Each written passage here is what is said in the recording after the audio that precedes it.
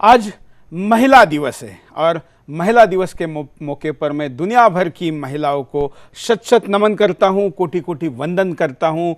दुनिया की कल्पना महिला के बगैर हो नहीं सकती और उस कल्पना के बगैर हम जी भी नहीं सकते। ये अर्धांगिनी का जो रूप है, ये रूप संसार के और प्रकृति के लिए जितना आवश्यक है उतना ही दुनिया के हर व्यवस्था के लिए आवश्यक है। लेकिन दुर्भाग्य से हम बहुत बार कभी गुस्से में या कभी असंस्कारित होकर महिला के अस्तित्व को नकारने का प्रयास करते हैं और समस्याओं को इतना शुरू कर देते हैं।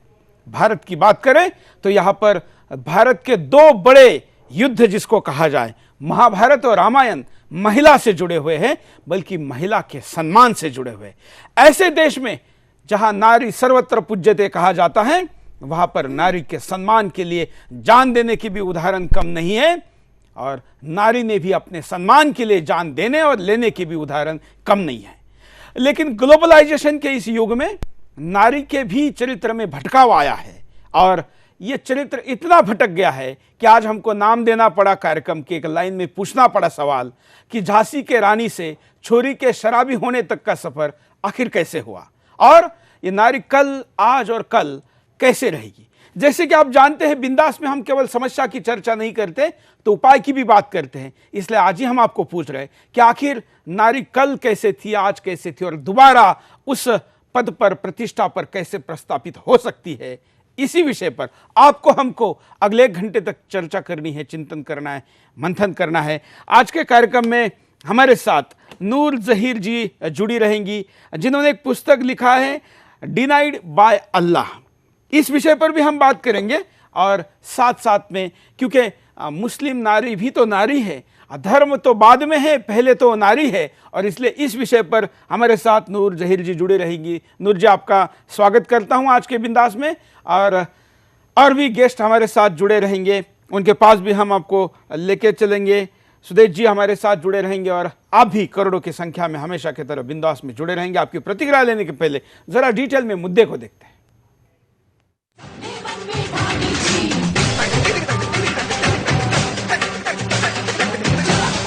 चमक उठी सन 57 में वह तलवार पुरानी थी, बुंदेले हर बोलो के मुंह हमने सुनी कहानी थी। खूब लड़ी मर्दानी वो तो झांसी वाली रानी थी।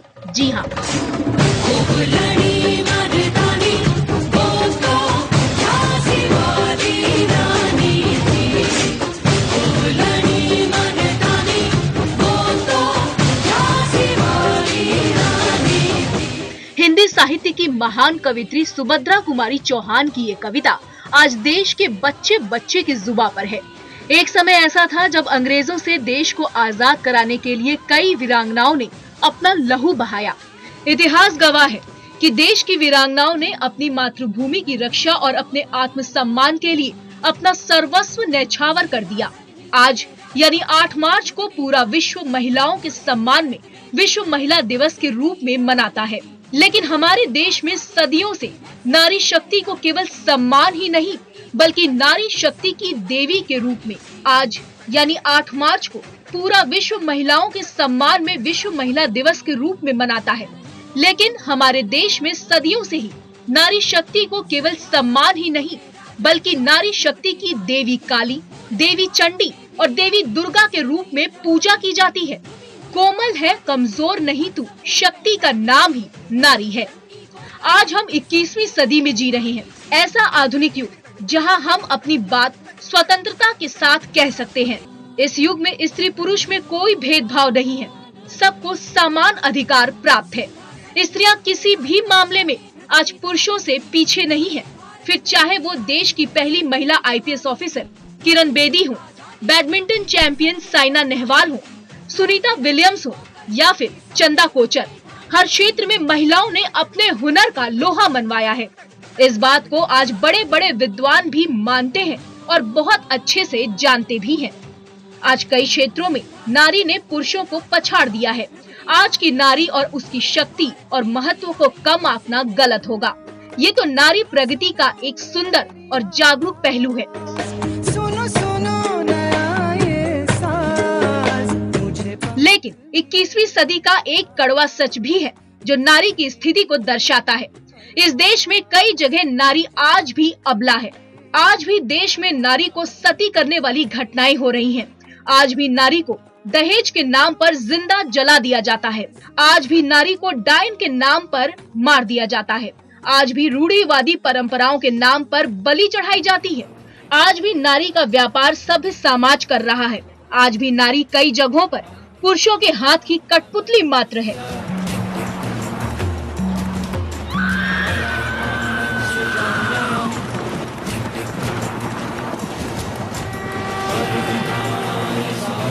और इन सब का जिम्मेदार कहीं न कहीं गिरता समाज और फिल्म और सिनेमा का स्तर है, जहां नारी को छोटे छोटे कपड़ों में मुन्नी बदनाम, शीला की जवानी और छोरी शराबी हो गई जैसे अभद्र गानों पर थिरकती नजर आती है।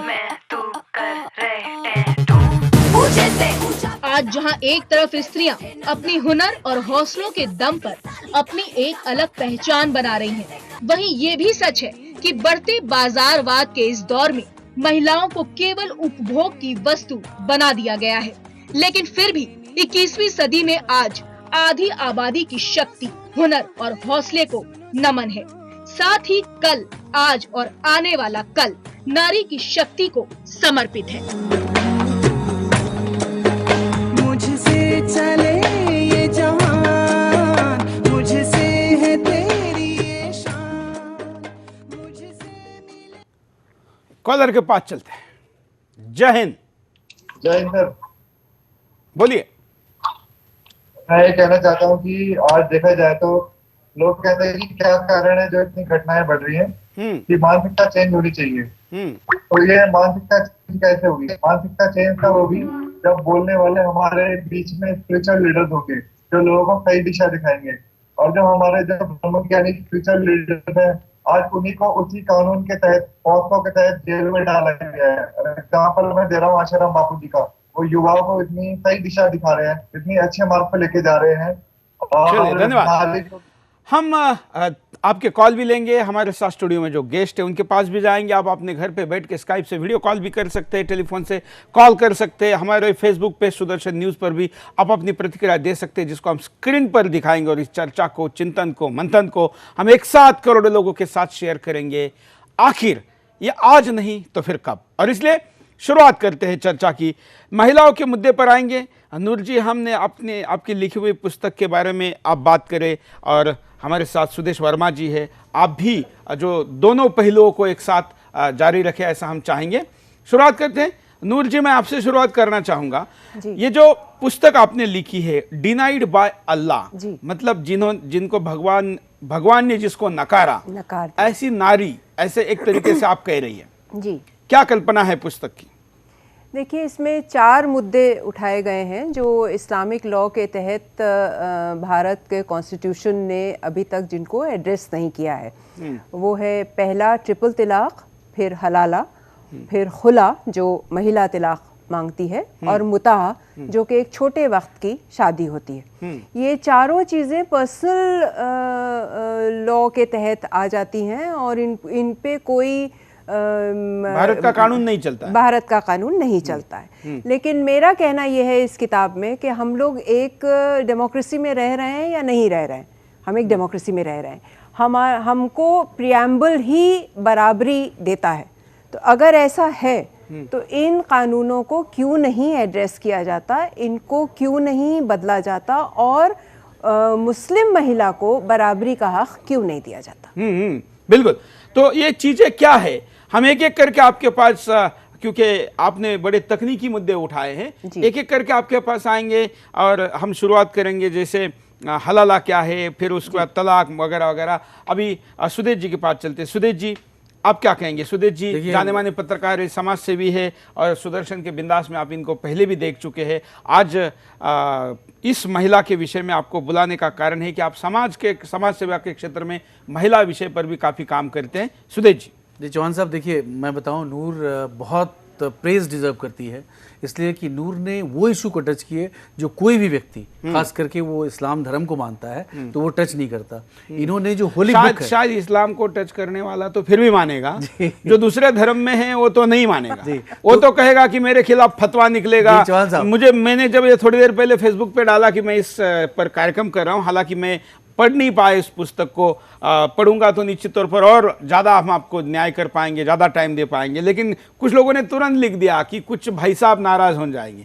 हमने कहा कि हम भाई साहब, दादा और भाई कौन नाराज़ होता है ये कभी नहीं देखते, न्याय की बात करते। इसलिए चौहान साहब, हाँ, मैं बताऊँ, नूर ने लिखा ना, मैं वो बता रहा हूँ, इस पूरे किताब को मैंने पढ़ा है बड़ी बारीकी से, और मैंने देखा इस किताब ने पूरे होली बुक को ही क्वेश्चन किया है। आज तक कोई लिटरेचर नहीं है जो होली बुक को क्वेश्चन किया हो। महिलाओं के राइट की जब आप बात करते हैं तो महिलाओं के राइट अगर आपके रिलीजियस बुक के खिलाफ जाते हैं, जैसे कॉन्स्टिट्यूशनल राइट टू इक्वलिटी अगर वुमेन को है, और मान लीजिए अगर रामायण और महाभारत में नहीं है, तो आप बोल सकते हैं कि ये धर्म जो है इसको आत्मसात करना पड़ेगा कॉन्स्टिट्यूशन के मुताबिक। भारत के ऐसे किसी ग्रंथ में महिला का, नारी का अपमान होने लायक कोई ऐसा कानून है ऐसा मैं नहीं मानता, बल्कि यहाँ पर नारी का इतना सम्मान होता है कि महाभारत और रामायण जैसे जो दो बड़े युद्ध जिसको कहा जाए वो नारी के सम्मान के लिए होते हैं। और दोनों में डिफरेंस ये है कि जैसे हिंदूज में लीगल प्रॉब्लम नहीं है, हो सकता है ट्रेडिशन के कारण कुछ प्रॉब्लम हो, फ्यूडल टेंडेंसी के कारण प्रॉब्लम हो, लेकिन इस्लाम की जहां तक नूर ने प्रेजेंट किया है उसमें लगता है कि मतलब धर्म ग्रंथ से ही कुछ प्रॉब्लम है। शायद इसमें नूर ज्यादा प्रकाश डाल पाएंगे। बिल्कुल,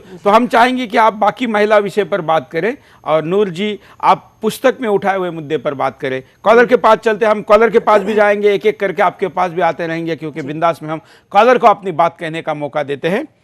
कॉलर, जय हिंद। हाँ जी, बोलिए। हेलो। हाँ, नमस्कार सर। बोलिए। हाँ जी सर, मेरा पहला सवाल है अपनी माताओं बहनों से कि कुछ कमियां जो हैं हमारे जो कल्चर आज का है, उस कल्चर में बहुत सारी कमियां हैं जिस वजह से अपना ये दिन प्रतिदिन अत्याचार हो रहे हैं बहनों के साथ। इसके लिए हमारा जो हमारे देश में जो पश्चिम कल्चर जो पैर फैला रहा है, उस वजह से ये काफी दिक्कतें आ रही हैं। क्योंकि हमारी जो सनातन संस्कृति है, जो जितना समाज हमारा सनातन संस्कृति से जुड़ा हुआ है, वो सभी अपने पूरे अनुशासन में रहते हैं। बिल्कुल, धन्यवाद, आपकी बात समझ में आई है। आप तो सभ्यता और असभ्यता की तुलना एक साथ कर रहे हैं, कैसे हो सकता है सुदेश जी? भारत में जो है उसको हम सभ्यता कहते हैं, और पश्चिम से यहाँ पर आई हुई जो बात यहाँ पर नहीं चल सकती उसको असभ्यता कहते हैं। भारत में आज सभ्यता के बजाय असभ्यता बहुत ज़्यादा बढ़ी हुई है। देखिए, सभ्यता असभ्यता की बात अगर हम ना करें चौहान साहब, हम ये कहें कि औरत को अधिकार है या नहीं। और मान लीजिए कोई औरत, जैसे आपने भी दिखाया, मान लीजिए अर्धनग्न कपड़े भी पहने हुए हैं, तो क्या किसी मर्द को ये अधिकार होता है कि उस पर कोई कमेंट करे या उसको गलत दृष्टि से देखे? ये कल्चर की बात है, हमारा कल्चर है। मुझे ऐसा लगता है इस विषय में क्या हो गया है, मीडिया में बड़ी एक ऐसी टेढ़ी चाल चल रही है कि कोई भी महिला को कपड़े पूरे पहनने की बात करता है तो उसको बैकवर्ड या उसको तालिबानी कहा जाता है। ये भी गलत है। क्या हम अपने देश की पूरी महिला को, जब मैं मेरी माँ बहन मानता हूँ, तो क्या मैं उनको सलाह नहीं दे सकता? क्या उनको मैं बात नहीं कर सकता? क्या मेरी मतलब उनको तंग और कम कपड़े पहनने की तो आज़ादी है, लेकिन मुझे बोलने की आज़ादी नहीं है। ये कहाँ का न्याय है? नहीं, मुझे लगता है, देखिए, हम लोगों को थोड़ा सा फर्क करना पड़ेगा कि जो लिबरल व्यूज हैं, एक तो हमारे ट्रेडिशनल व्यूज हैं जो बताते हैं कि औरत उसी तरह से रहे, औरत सीता की तरह रहे। उन व्यूज का स्वागत होना चाहिए जो व्यूज कहाँ लेकर जा रहे हैं ये पता है। डिबेट होना चाहिए। जिस रास्ते पर पश्चिम के व्यूज लेकर जाते हैं, हमारी बहन माताएं वहां कहां पहुंचेगी, या अगर हमको पता है तो हमने उस व्यूज पे पुनर्विचार करने की आवश्यकता है। इसका मतलब उसने केवल चौकी चूल्हा करना चाहिए क्या? नहीं। और ये भारत ने कभी नहीं कहा कि महिला ने चौकी चूल्हा करना चाहिए, यहां तो राज किया है। अमेरिका के पहले, अमेरिका में तो अभी भी राष्ट्रपति कभी भी महिला नहीं बनी है, भारत में बनी है। ब्रिटेन, उनके पहले हमारे यहाँ पर प्रधानमंत्री महिला बन गई थी, इंदिरा गांधी बन गई थी। दुनिया के कितने ऐसे देश हैं जो विकसित और मॉडर्न होने की बात करते हैं, उनके यहाँ पर कभी महिला प्रधानमंत्री राष्ट्रपति नहीं बन पाई, वो भारत में बनी है। क्योंकि यहाँ पर रानियों ने राज किया है, यहाँ पर उसको माता का दर्जा है, बल्कि शक्ति का दर्जा है, देवी का दर्जा है, और इसलिए हम उसको चौकी चूल्हा तक सीमित नहीं रखना चाहते। ये तो कुछ देश में कुछ ऐसी आंधियां आई, कुछ लूटने हुए कुछ लोग आए जिन्होंने यहाँ के ट्रेडिशन में बदलाव किए, लेकिन आज भी जो हो रहा है, मुझे लगता है कि चिंतन की आवश्यकता है। जी बिल्कुल सही कहा आपने। आपको आपके दर्शक को याद दिलाऊं कि सभा और समिति होते थे पहले वैदिक पीरियड में, जहां महिलाएं पार्टिसिपेट करती थी, डेमोक्रेटिक डिस्कशन होता था। डेमोक्रेसी कोई आज की देन नहीं है, हमारे यहाँ बहुत पहले से रहा है ट्रेडिशन, तो हमारे यहाँ वो रहा, लेकिन वी कुछ बाय कारणों बर्थ डेमोक्रेटिक है। बिल्कुल, और कुछ कारणों से हम लोग भी कंजर्वेटिव होते गए, और जिसका प्रभाव आपको दिख रहा है। और वेस्टर्नाइजेशन अगर उस पर अटैक कर रहा है, तो वेस्टर्नाइजेशन को एक आइडियोलॉजिकल जवाब देने की ज़रूरत है। लेकिन आप ये नहीं कर सकते कि अगर महिलाएं कोई ऐसा ड्रेस पहन रही है जो आपको ठीक नहीं लग रहा, आपके कल्चर के मुताबिक नहीं है, तो आप उसको ये बोलें कि ये प्रवोक कर रहा है। ये किसी को अधिकार नहीं देता, क्योंकि आप वो लॉ के रेल में चले जाते हैं। जब लॉ के रेल में चले जाते हैं तो law will take its course. आपको ये समझना चाहिए, हमारी फ्यूडल सोसाइटी को ये समझना जरूरी है। बिल्कुल। नूर जी कुछ कहना चाहती है शायद। मेरे ख्याल से ये सोचने की ज़रूरत है कि तन खोलने से क्या दिमाग खुलता है। जिस्म अगर कोई दिखा रहा है, इसका क्या मतलब ये है कि वो दिमाग से बहुत लिबरल, बहुत प्रोग्रेसिव हो गया है। मेरे ख्याल से ऐसा नहीं होता है। मेरे ख्याल से जो महिलाएं, आज हम 8 मार्च को ये बातचीत कर रहे हैं, जो बहुत ज़्यादा जिस्म दिखाती हैं या सिगरेट पीती हैं या और दूसरी चीज़ें करती हैं, मेरे ख्याल से उनका दिमाग उतना ही बंद होता है। वो दिमाग खोलने की जो ज़रूरत है, जो दिमाग को आगे बढ़ाने की ज़रूरत है, जो नए मुद्दों पे ठीक से, जो सुदेश जी ने बात कही कि भाई सभाओं में जाओ, अपनी बात रखो, डेमोक्रेटिक प्रोसेस में चीज़ें आगे बढ़ें, वो सोचने की उनमें सलाहियत मेरे विचार से कम हो जाती है। बिल्कुल। कॉलर के पास चलते हैं। जय हिंद। हेलो, बोलिए। हाँ जी, हाँ बोलो। क्या कहना है आपको? हाँ सुरेश जी नमस्कार। बोलिए। मैं रामेश्वर बोल रहा हूँ, गोरखपुर से।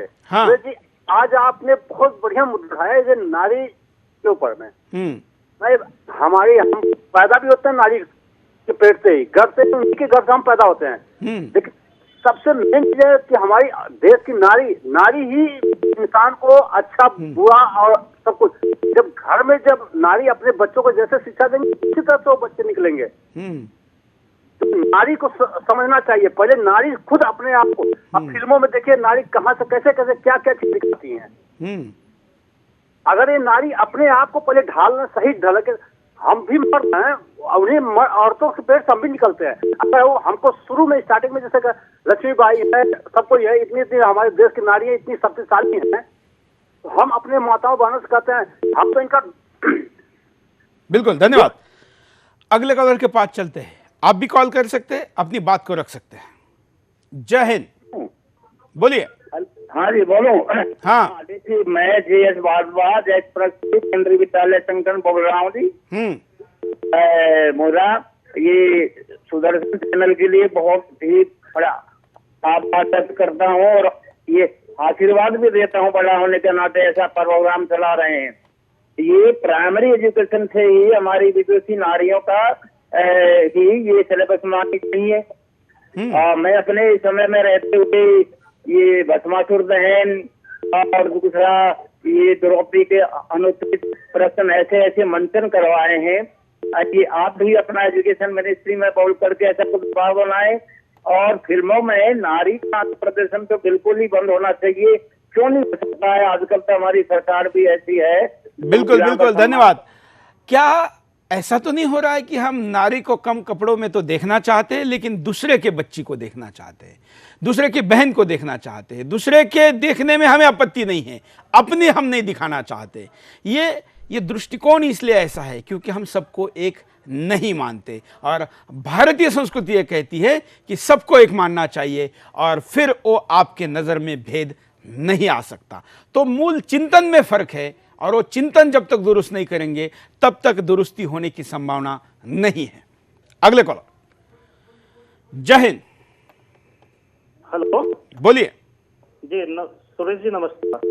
बोलिए। हाँ, मेरा कहना ये है कि हम सुबह से आज टीवी देख रहे, कई डिबेट भी देखी है इस मामले में, तो अधिकांश चैनल क्या कर रहे हैं कि मतलब झांसी की रानी का तो कोई जिक्र है नहीं, लेकिन फिल्मी हो रही हीरोइन जो है उसमें जो है शामिल है वहाँ पे। तो इन्हें क्या आइकन बना, ये तो एक जो है पुरुष विरोधी समाज की जो है मतलब बना जा रहा है कि इसमें जो है दरार कैसे डाली जाए। और जो महिला आयोग के संगठन है, ये राजनीति से प्रेरित है, राजनीति परस्त है। ये कभी महिलाओं का भला नहीं चाहते, ये सिर्फ दरार डालने का काम करते हैं। बस मुझे यही कहना है। बिल्कुल, हम आपको कारण दिखाते हैं कि आखिर हम क्यों आपको पूछ रहे हैं ये सवाल। देखिए कारण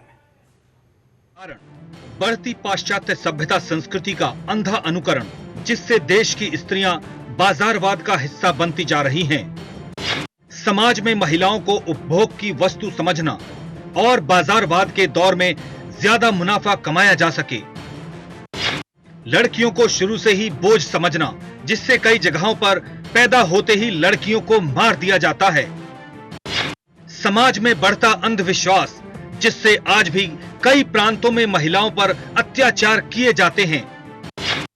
महिलाओं को हर हाल में पुरुषों के मुकाबले नीचा दिखाना, जिससे महिलाओं का आत्मविश्वास कम हो। लड़के लड़कियों में बचपन से ही भेदभाव करना, जिससे लड़के प्रारंभ से ही महिलाओं को सम्मान नहीं देते। हम आपको एक मदर इंडिया का फिल्मी शॉट दिखाते हैं कि भारतीय नारी को समझने के लिए देखना जरूरी है। मुझे बचाओ। रूपा को छोड़ दे, मैं तुझे जान से मार डालूंगी। तू मुझे नहीं मार सकती, तू मेरी माँ है। मैं एक औरत हूँ। मैं तेरा बेटा हूँ। रूपा सारे गांव की बेटी है, वो मेरी लाज है। बिरजू, मैं बेटा दे सकती हूँ, लाज नहीं दे सकती। तुम मार सकती है तो मार, मैं भी अपनी कसम नहीं तोड़ूंगा।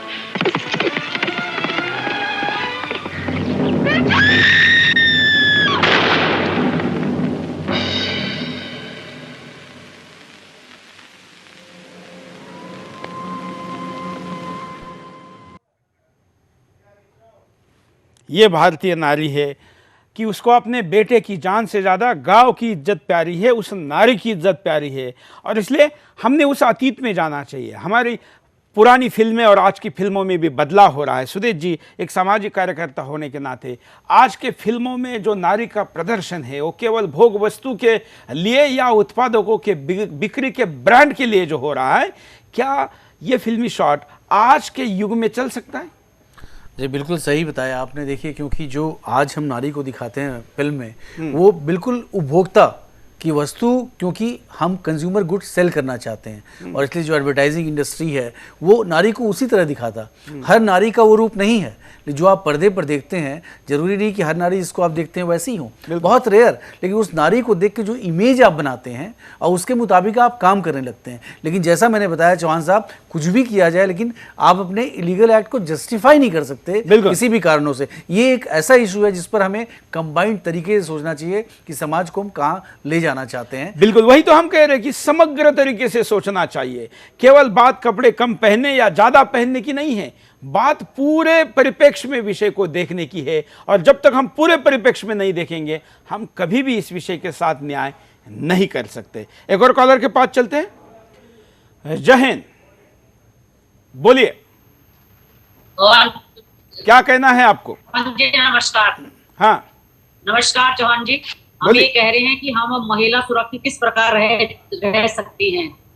हाँ। क्योंकि जो संत महात्मा होते हैं, जो इस धरती पे आए हैं, जो हमें सुकून शांति देते हैं, अच्छे मार्ग पर चलाते हैं, हमारे बच्चों को अच्छे संस्कार देते हैं, बेकसूर जब उनको जेलों में डाला जाए, उन पे अत्याचार। बिल्कुल, धन्यवाद। तो एक मुद्दा अलग से ये महिला या इस प्रकार की जो कॉल आ रहे, इसका मतलब यह है कि जो बलात्कार के या महिला उत्पीड़न के जो आरोप लगाए जाते हैं, उन आरोपों का जो दूसरा पहलू है, आज के दिन पुरुषों पर भी अन्याय नहीं होना चाहिए। इसलिए उस दिशा में भी चर्चा करने की जरूरत है। क्योंकि पिछले दिनों में शायद एक संस्थावी संस्था का आंकड़ा है, मैं उसको एंडोर्स नहीं कर रहा हूं, लेकिन संस्थावी संस्था का आंकड़ा आपने मीडिया में भी पढ़ा होगा कि पुरुषों के उत्पीड़न से आत्महत्या करने वाली महिलाओं से ज़्यादा पिछले 3 सालों में, जब से कानून आया है, महिलाओं ने उत्पीड़न करने से पुरुषों की आत्महत्या की संख्या बढ़ी है। सुदेश जी, आपने देखिए बहुत सही आंकड़े बताए। और क्योंकि लॉ जो हमारा है आज के दिन, वो महिलाओं के तरी थोड़ा सा बायस्ड है, लेकिन इसके पीछे देखिए थोड़ा सा नहीं, पूरा बायस है। इसके पीछे एक बैकग्राउंड है चौहान साहब, और वो बैकग्राउंड ये है कि बड़ी मुश्किल से हमारी महिलाएं न्याय को पा पाती हैं, क्योंकि एक फ्यूडल सोसाइटी है और किसी भी महिला को बदनाम करना बहुत आसान है, लेकिन उसका रिवर्स नहीं होना चाहिए। मैं एब्सोल्युटली आपसे एग्रीड हूँ। और आजकल कोर्ट भी बिल्कुल थोड़ा संवेदनशीलता के साथ लेता है। ऐसा नहीं कि आप जाइए और तुरंत आपको जेल डाल दे, ऐसा नहीं है। कोर्ट ने भी जजमेंट दिया जिसमें बताता है कि नहीं, आपको थोड़ा समय देने की जरूरत है, इन्वेस्टिगेशन करने की जरूरत है। तो मुझे लगता है और सजा होने की जो परसेंटेज वो केवल 1% है। इसका कारण है कि कंप्रोमाइजेस हो जाते हैं। देखिए, जैसे मान लीजिए किसी महिला के खिलाफ अगर कोई ज्यादती हो रही है तो महिला के पास कोई आधार नहीं जिससे वो अपना न्याय प्राप्त कर सके, तो ये लॉ शायद उनको न्याय के करीब लाने में सक्षम हो रहा है। हालांकि इसका दूसरा पक्ष जो है, जिसकी आपने चर्चा की, कि मर्दों को मुश्किल होता होगा अगर जेल चले जाते हैं, उनको लगता है नहीं हमने गलत नहीं किया, क्योंकि कंप्रोमाइज आजकल जैसे दिल्ली में है, दिल्ली में आप देखेंगे कि हर जगह एक बना दिया गया है कि विमेन सेल है दिल्ली पुलिस के अंदर। तो विमेन सेल में कंप्लेंट जाता है, वहाँ 3-4 महीने विमेन सेल लेती है, कोशिश करती है लोग आकर नेगोशिएट करें और उसके बाद एक कंप्रोमाइज़ पहुँचे। तो ये भी एक रास्ता निकाला गया है और ये कोर्स करेक्शन होना है समाज में। बिल्कुल। हम यहाँ पर रुकते एक छोटे से ब्रेक के लिए, ब्रेक के बाद दोबारा आएंगे गीत के साथ, आपको छोड़ चलते हैं।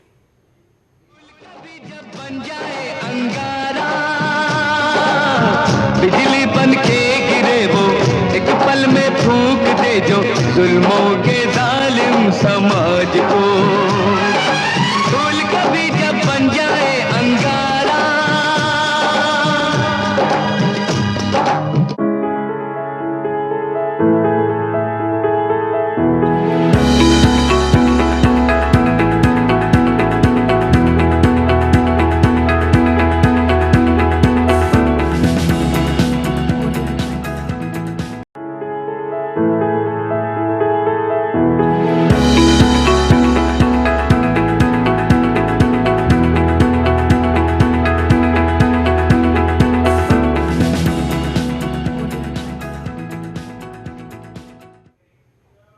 ब्रेक के बाद आपका एक बार फिर से स्वागत है। आप देख रहे हैं बिंदास बोलो, और बिंदास में हम आपके सामने मुद्दा लेकर आए हैं आज के महिला दिवस के विशेष मौके पर आपके सामने। और बात हो रही है तमाम पहलू पर हम बात करें, क्योंकि जब तक हम उसको 360 डिग्री डिस्कशन नहीं करेंगे तब तक हम न्याय नहीं करेंगे।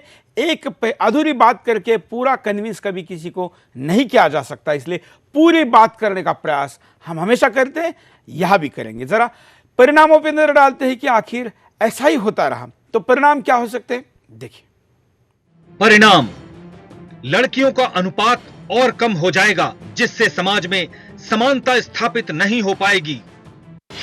समाज में महिलाओं पर होने वाले अत्याचार और बढ़ जाएंगे, जिससे महिलाओं की स्थिति और खराब हो जाएगी। महिलाओं का मान सम्मान समाप्त हो जाएगा और नारियों पर होने वाली हिंसा और बढ़ेगी।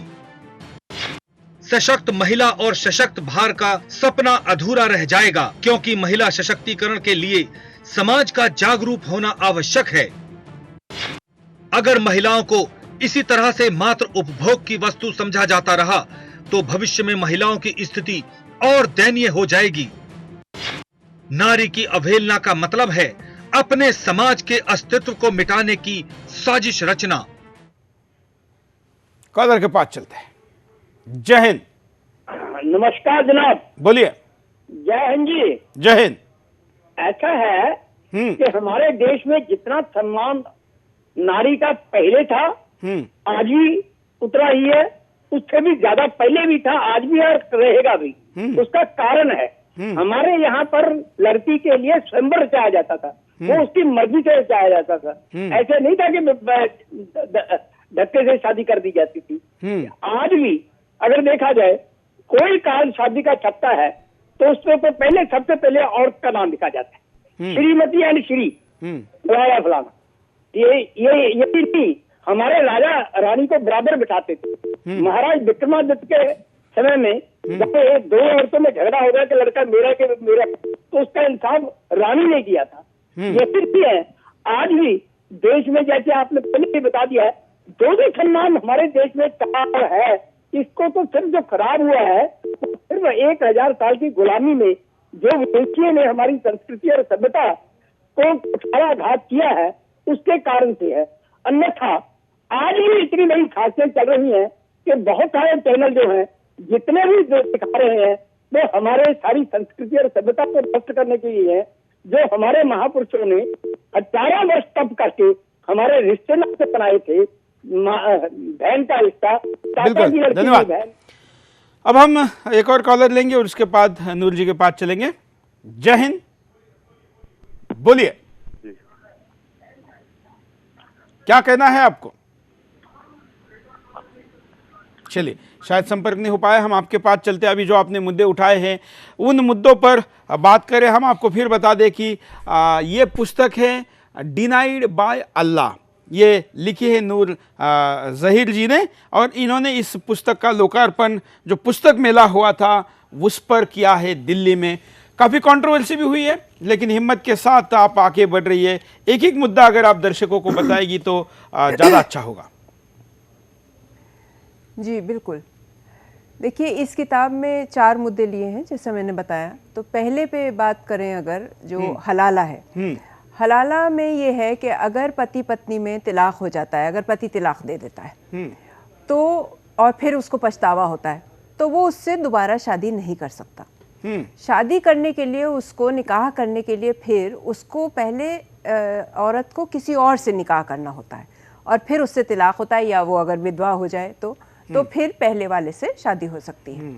ये अपने आप में एक बात में जो सुनी है मैंने सोशल मीडिया इधर उधर, केवल निकाह नहीं करना पड़ता बल्कि उसको एक रात गुजारनी पड़ती है, और केवल रात नहीं गुजारनी पड़ती तो शारीरिक संबंध बनाना पड़ता है। जी बिल्कुल, शारीरिक संबंध बनाना पड़ता है। और उससे ये होता है, आज के दौर में ये हो रहा है कि हलाला, निकाह, तिलाक सब कुछ एक तरह से अरेंज्ड उसमें हो रहा है, यानी स्टेज मैनेज्ड है वो। इस किताब में मैंने 62 केसेस का हवाला दिया है जिन महिलाओं से मैंने बात की, और तकरीबन 100 के करीब ऐसी थी जिन्होंने कहा कि हमें इस पूरे हादसे पर इतनी लज्जा है, इतनी शर्मिंदगी है कि हम बात नहीं करना चाहते। तो यानी ये कोई छोटे पैमाने पे नहीं हो रहा है, और ये मैं सिर्फ एक राज्य उत्तर प्रदेश की ही बात कर रही हूँ। तो वहाँ पर इस तरह से हो रहा है। मेरा सिर्फ कहना ये है कि इस तरह के कानून का चलना, इस तरह के रीति रिवाज का चलना क्या महिला को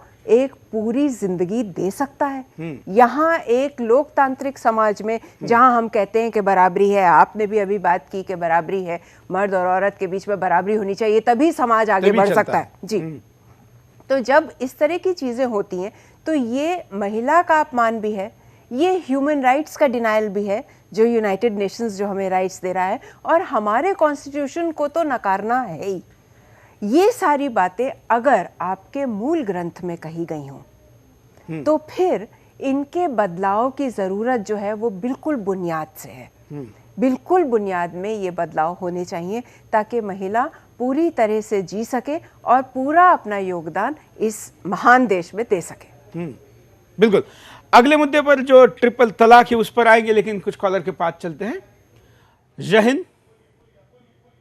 जी, मैं ये कहना चाहूंगा, हाँ। नारी समाज के मरुस्थल में ताजी बागवानी है, मोहब्बत के आकाश में देदीप्यमान चांद है, विश्वास के धरातल पर एक ऐसी आभा है जो समाज में, इस बेगाने संसार में आशा का दीपक जलाती हैं। वे हमारी हमदर्द हैं, हमारी जिंदगी हैं, लेकिन समाज की सोच और वर्तमान हालात इनकी जिंदगी में ऐसा तम है जो इस समाज का ही नहीं देश का भी आचरण गिरा देते हैं। इसीलिए मैं कहना चाहूंगा, नारी रोती रहे तुम खिलखिलाते रहो, नारी रोती रहे तुम खिलखिलाते रहो, एक दिन अपने आप ही देश बिक जाएगा।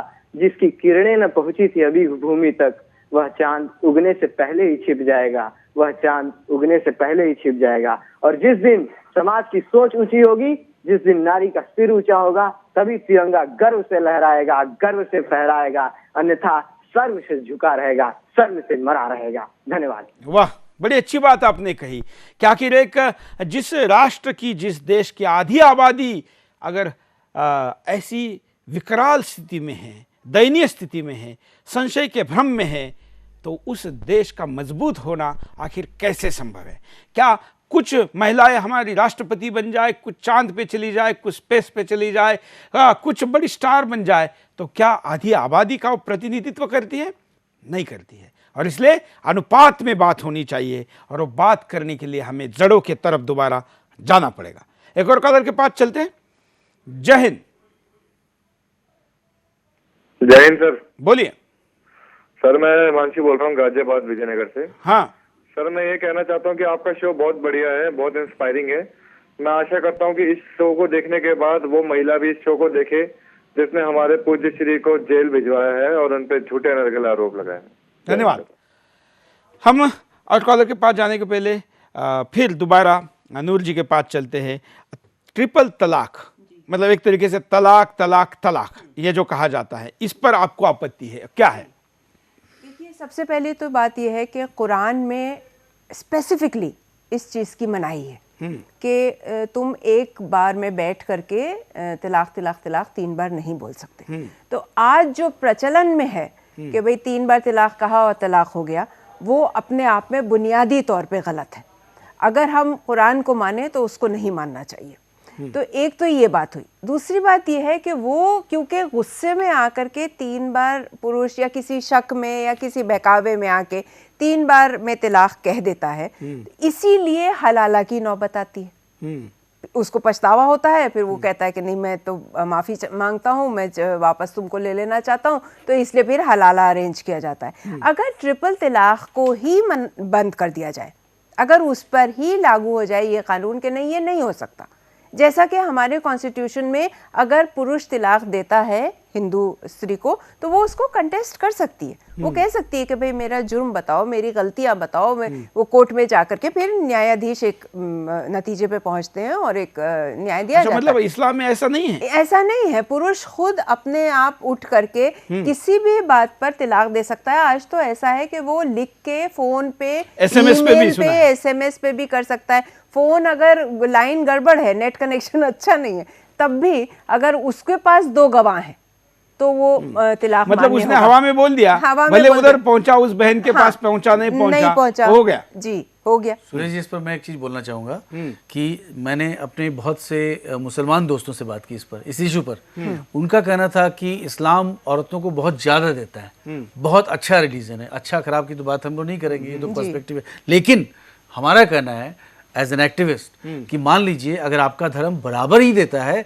तो अगर ट्रिपल तलाक देने का मर्द को अधिकार है, तो वो अधिकार औरतों को क्यों नहीं है? ये बेसिक बुनियादी बातें हैं। इस चीज को जब आप प्रश्न करेंगे तो होली बुक पर ही क्वेश्चन मार्क हो जाएगा। और कितने लोग हैं जो नूर के साथ आने के लिए तैयार होंगे इस बारे में? नहीं, मुझे लगता है आने के लिए शायद कम तैयार होंगे। आपका अनुभव क्या है?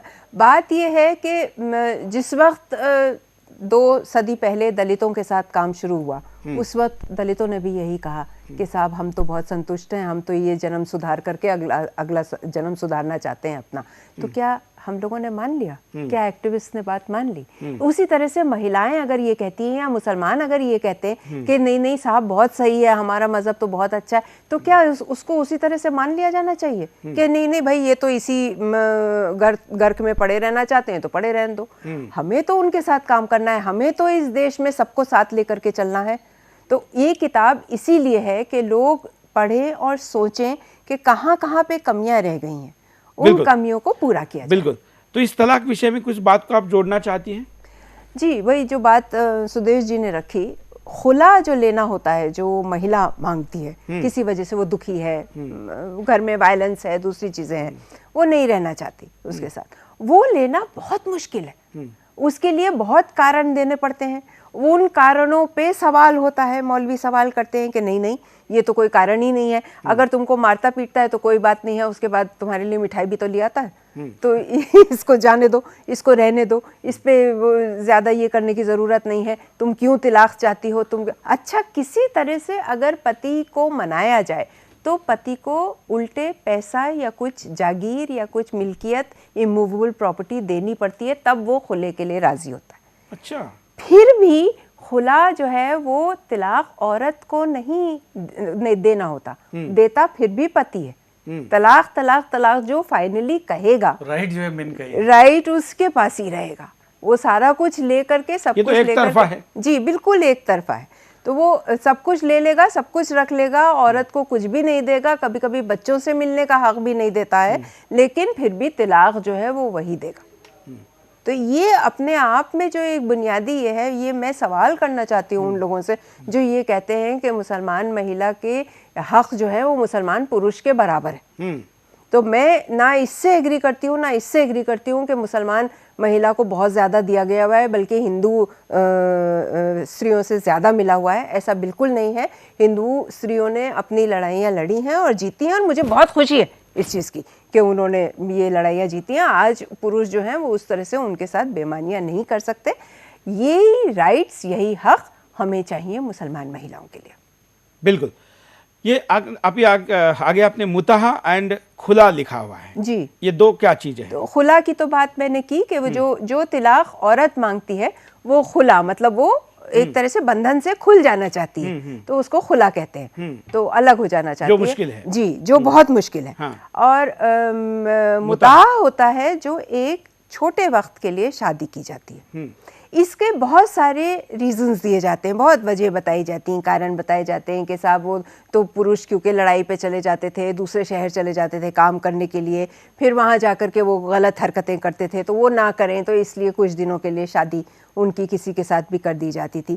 खैर जो कुछ भी रहा हो, हम इतिहास में नहीं जाते, लेकिन आज जो हो रहा है वो कराई दी जाती है या उस लेडीज के पास फ्रीडम होता है वो किसके साथ करेगी, या उसको कोई धार्मिक व्यवस्था से उसको उसूलन ये औरत के पास फ्रीडम होता है।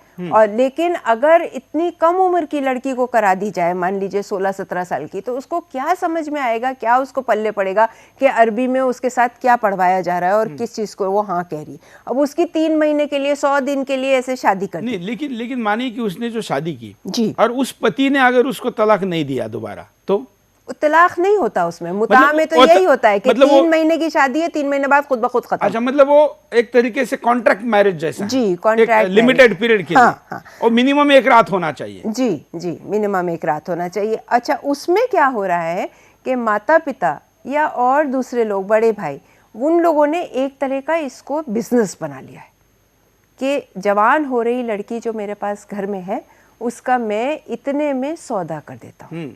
अपने आप में इस्लाम ये कहता है कि भाई जिस्म फरोशी जो है, प्रोस्टिट्यूशन, वो बहुत ही गलत चीज़ है और उसको बिल्कुल बंद करना चाहिए। मैं पूरी तरह से इस बात को मानती हूँ।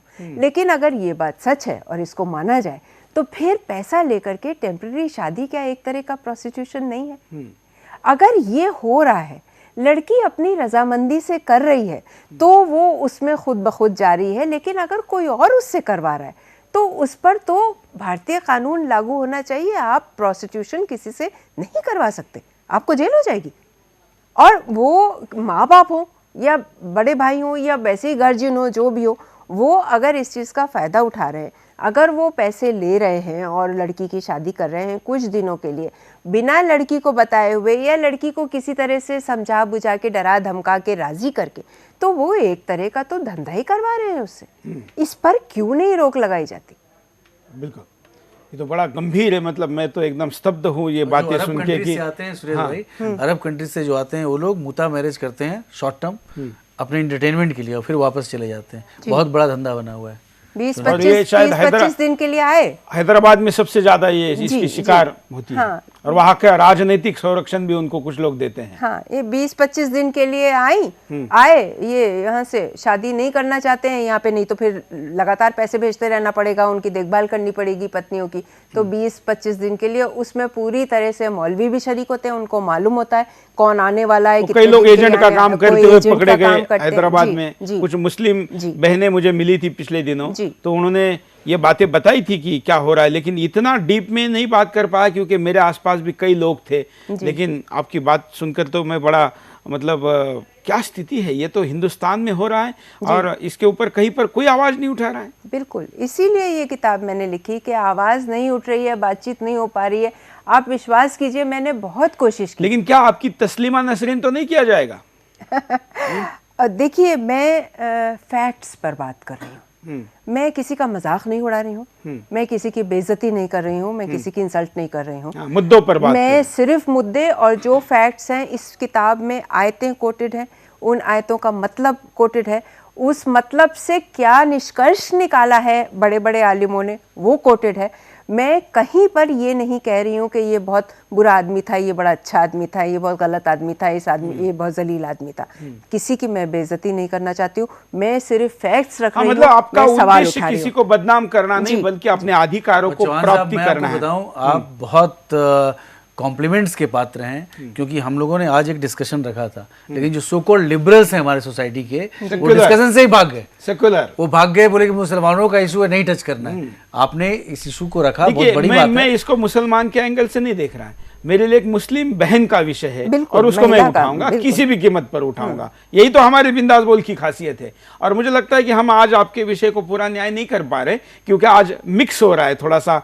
बड़े परिप्रेक्ष्य में भारतीय महिलाओं की बात हो रही है और आप कर रही है, और मैं थोड़ा सा इसको एक तरफा भी नहीं चाहता कि आप बात करें और कोई मुस्लिम लीडर उस कार्यक्रम में ना हो। इसलिए मैं किसी तमाम ओपन सारे मुस्लिम नेताओं को, लीडर को, धार्मिक खास करके नेताओं को या गुरुओं को आह्वान करता हूं कि नूर जहीर जी के साथ खुली बहस करने के लिए अगर कोई तैयार है, आप तैयार है ना नूर जी? बिल्कुल। खुली बहस के लिए कोई तैयार है तो हम बिंदास बोल में इस कार्यक्रम को करेंगे, और इस स्टूडियो में मेरे साथ हम पूरा मौका देंगे कहने का दोनों का। ये नूर जी अपना पक्ष रखेगी, वो अपना पक्ष रखेंगे। हम हिंदुस्तान के सामने इस बहस को जल्दी लेकर आएंगे। डिनाइड बाय अल्लाह, इस पुस्तक पर की यह चर्चा का आह्वान जो भी स्वीकारना चाहता है वो हमारे सोशल मीडिया में या हमारे फ़ोन नंबर पर संपर्क कर सकता है। हम भी देश के कुछ जाने माने तथाकथित लोगों को बात करेंगे जो अपने आप को बड़े लिबरल और मॉडल और सेकुलर समझते हैं। देखते हैं आपके लिए वो क्या प्रतिक्रिया देते हैं। कुछ कॉलर हमारे साथ वेटिंग में है, जरा उनको लेते हैं। जय हिंद, क्या कहना है? हाँ, हम ये कह रहे हैं नारियों का सम्मान करने के लिए नारियां कैसी होनी चाहिए। बहुत सो चुकी, अब तो जागो वो नारी कल्याणी, परिवर्तन के स्तर में भर दो निज गौरव की वाणी। आज देश को अर्जुन संताने भीम, अर्जुन भीम समान दो, भारत माता मांग रही है फिर से उसकी शान दो। हमारी नारी भारत का ही गौरव नहीं, पूरे विश्व का। भारतीय संस्कृत जो जिसका मूल आधार ही नारी है, भारत को विश्व गुरु पर स्थापित करना हो तो नारी का गौरव भी उसी तरीके से होना चाहिए कि शिवाजी जैसी संतानें की भरी सभा में नारी को मां कह करके पुकारते थे। ऐसे आदर्शवादिता और नैतिकता से युक्त हमारी संस्कृति हमारे देश के लिए, हमारे विश्व को दिशा निर्देश देने के लिए काफी है। और नारी चाहे तो भारत के पूरे विश्व पर, विश्व पटल पर भारतीय संस्कृत की जो ध्वजा है, जो भारतीय संस्कृत का ज्ञान है, वैभव है, उसको दिला सकती है। इतना ही मैं कहता हूं और अपनी वाणी को बिल्कुल धन्यवाद। बड़ी अच्छी बात आपने कही है। एक और कॉलर के पास चलते हैं। आप भी कॉल कर सकते हैं, अपनी बात को रख सकते हैं।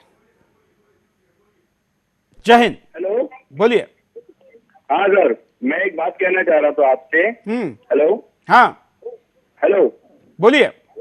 हाँ सर, मैं एक बात कहना चाह रहा हूँ आपसे कि आपने जो ये प्रोग्राम बनाया है और जो आप टेलीकास्ट करते हो हफ्ते में 3 दिन, मैं एक चाहता हूँ कि आप इसको हफ्ते के 7 दिन चालू रखें।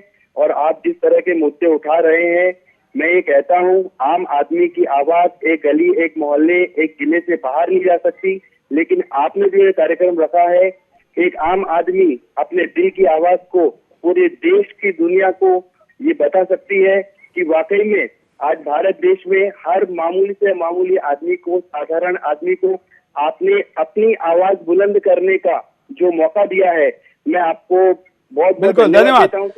हम प्रयास तो कर रहे हैं कि 7 दिन रहे, लेकिन मुझे दिल्ली में उसके लिए लाइव 7 दिन रहना पड़ेगा, जो कि तकनीकी भी आधार पर और चैनल को चलाने के लिए जो प्रवास करने पड़ते हैं। कहीं ओबीसी जैसे लोग चैलेंज करते कि हैदराबाद आके दिखाओ, तो वहाँ भी जाना पड़ता है। ऐसे सारी चीज़ें करने के लिए दिल्ली के बाहर रहना पड़ता है, इसलिए 7 दिन लाइव तो नहीं कर पाऊँगा। लेकिन एक विचार हो रहा है कि 3 दिन हम इसको लाइव करें और बाकी दिनों में हम इसको और फॉर्मेट में लेके आएँ। हालाँकि समाज की समस्याओं के लिए हम 24 घंटे आपके साथ हमेशा उपलब्ध है। आज के मुद्दे पर जरा उपाय पर नजर डालते हैं कि क्या उपाय हो सकते हैं। देखिए, शुरू से ही लड़के लड़कियों में भेदभाव नहीं करना चाहिए और भारतीय सभ्यता के अनुरूप संस्कार देने चाहिए।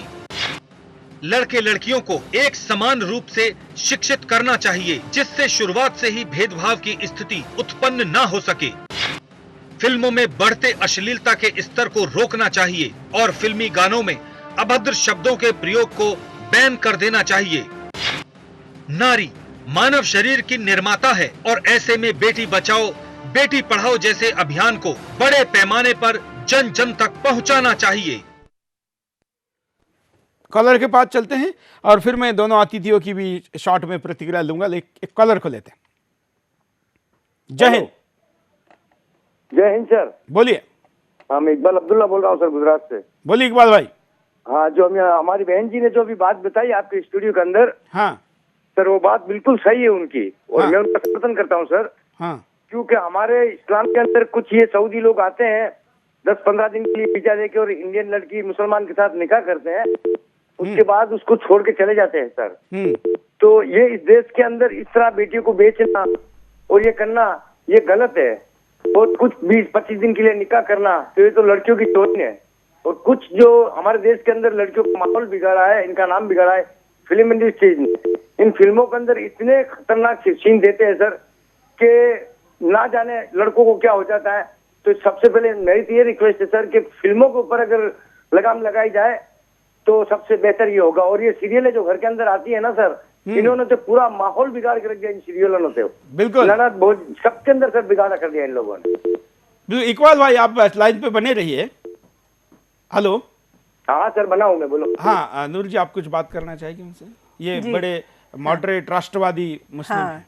बहुत शुक्रिया, अच्छा लगा आपसे बात करके, क्योंकि ज़्यादातर मुस्लिम भाई तो इस चीज़ पे बात करने के लिए ही तैयार नहीं होते। मैंने बहुत कोशिश की कि इस्लामिक सेंटर्स में और दूसरी जगह जहाँ मुस्लिम रीति रिवाजों पे और क़ानून पे बात होती है वहाँ पर ये मुद्दे उठाए जाएं, लेकिन मुझे बहुत परेशानी हुई और मैं बिल्कुल इनको उठा नहीं पाई, बल्कि लोगों ने वहाँ पर बहुत ही लानत मलामत की। बहुत शुक्रिया आपका कि आप यहाँ खुलकर इस बात को कह रहे हैं। आने के लिए तैयार हूँ, और कैसे भी मुल्ला मौलवी बुला लो, उनके साथ मैं आपके साथ बहस करूंगा। बहुत शुक्रिया। चलिए, धन्यवाद। ये बड़ी मतलब बिंदास कॉलर है हमारे, और बहुत पुराने कॉलर है। जब से शुरू हुआ है तब से ये हमेशा जुड़े रहते। इनकी बेटी भी है और मैं समक्ष तो नहीं मिला, लेकिन फ़ोन पर इनकी बातों से लगता है कि इनके घर में एक अच्छा माहौल है।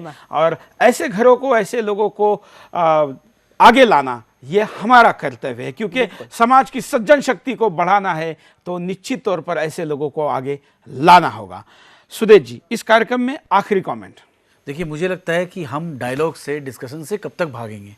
अगर धर्म है और धर्म में कुछ कुरीतियां हैं, जैसे जो हिंदुज़म में भी हुआ, क्रिश्चियनिटी में भी हुआ, तो उन कुरीतियों के खिलाफ अगर आप आवाज़ नहीं उठाएंगे, धर्म नहीं बदलेगा, तो फिर देश कैसे चलेगा? देश का कानून बड़ा है या धर्म में लिखी हुई आयातें बड़ी हैं, ये एक डिस्कशन या इंसान बड़ा है। सबसे बड़ा तो इंसानियत है। उस इंसानियत से तो बड़ा कुछ भी नहीं है। और इसलिए मानवीय अधिकार जो है, ह्यूमन राइट जो है, मतलब वुमन राइट के पहले ह्यूमन राइट की तो विचार करें, वुमन के तो बाद में ह्यूमन के भी सही राइट नहीं। इसलिए इस विषय पर चर्चा जरूर है। आज जरा मिक्स विषय हुआ है, कंप्लीट। और हालांकि मिक्स में मैं ये कहूँगा कि कंप्लीट विषय हुआ है, मतलब हिंदू महिला की भी बात हमने की और मुस्लिम की भी बात आई है। लेकिन जैसे कि मैंने आपको पहले भी कहा कि मैं इस विषय पर, डिनाइड बाय अल्लाह, इस पुस्तक पर विशेष कार्यक्रम अलग से करना चाहूँगा। उन लोगों के लिए ये कार्यक्रम है जो पॉजिटिव सोचते हैं।